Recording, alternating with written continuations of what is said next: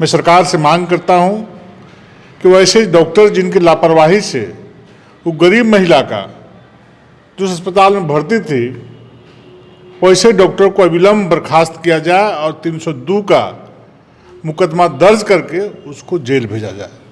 जगन्नाथपुर में जो घटना घटी, जो सुरक्षाकर्मी था, आदिवासी की बात करते हैं माननीय मुख्यमंत्री जी, उस आदिवासी व्यक्ति की जो वहाँ पर जो नशेड़ी लोग हैं, तो जो भी अपराधी हैं, उनकी हत्या कर दी गई। सरकार का एक भी प्रतिनिधि जाकर के उसे घर में उसका हाल चाल तक जानने का प्रयास नहीं किया।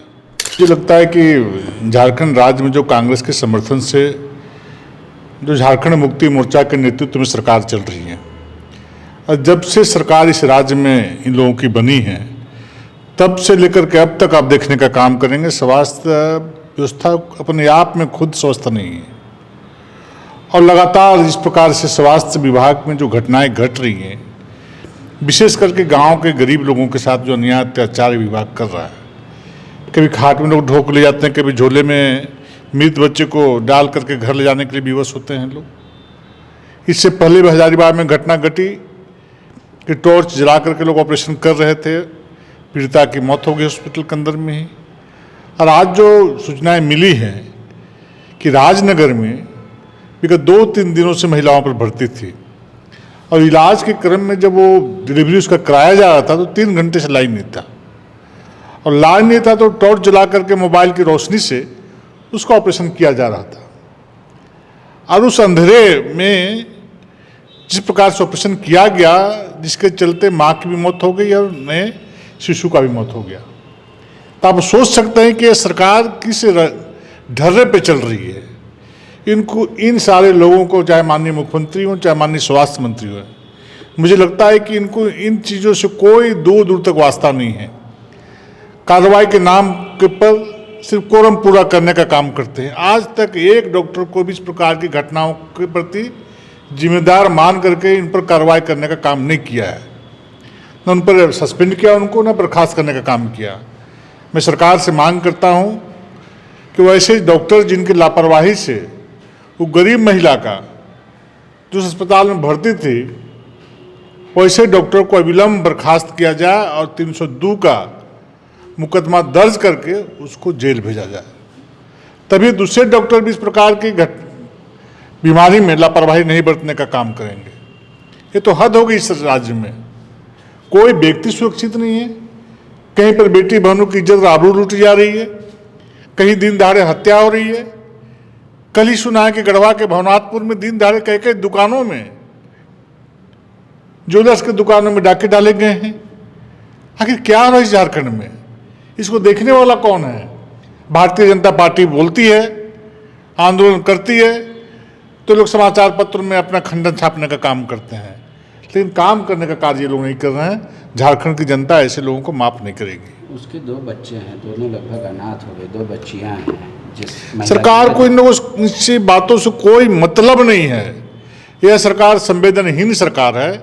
जिस सरकार में संवेदनशीलता होती है, वो इन सारी बातों को सोचती है, सुनती है और उस पर चिंता करती है, उस पर कार्रवाई करती है। अभी हाल ही में जो हमने देखा कि बहुत सारे घटनाओं में सरकार के एक प्रतिनिधि तक नहीं गया। बगल में जगन्नाथपुर में जो घटना घटी, जो सुरक्षाकर्मी था, आदिवासी की बात करते हैं माननीय मुख्यमंत्री जी, उस आदिवासी व्यक्ति की जो वहाँ पर जो नशेड़ी लोग हैं, तो जो भी अपराधी हैं, उनकी हत्या कर दी गई। सरकार का एक भी प्रतिनिधि जाकर के उसे घर में उसका हाल चाल तक जानने का प्रयास नहीं किया कि किस स्थिति में वो परिवार रह रहा है। तो ये हाल सरकार का विधानसभा के नाक के नीचे, प्रोजेक्ट बिल्डिंग के नाक के नीचे, वहां पर उस गार्ड की हत्या हुई है और उसको देखने वाला कोई नहीं है। परिवार के लोग बिलक बिलक के रो रहे हैं। 2 बेटियां हैं वहां पर, 3 बेटियां हैं। अपने पिताजी का याद करके रो रही हैं, बेटा रो रहा है, पत्नी रो रही है, उनके परिजन रो रहे हैं, लेकिन उनके आंसुओं को पोंछने का समय सरकार के प्रतिनिधियों को मौका नहीं मिला, समय नहीं मिला।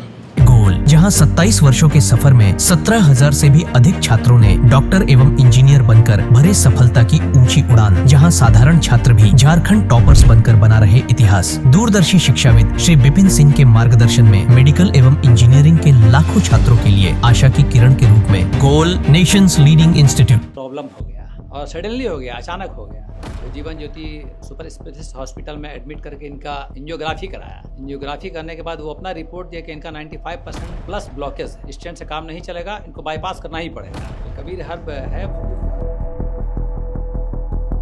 जब यहाँ पहुँचे फर्स्ट टाइम में इनको दिखाया तो माशाल्लाह रिपोर्ट बहुत बढ़िया है। 1 सप्ताह अंग्रेजी दवा चलाना है, उसके बाद दवाई बंद कर देना है।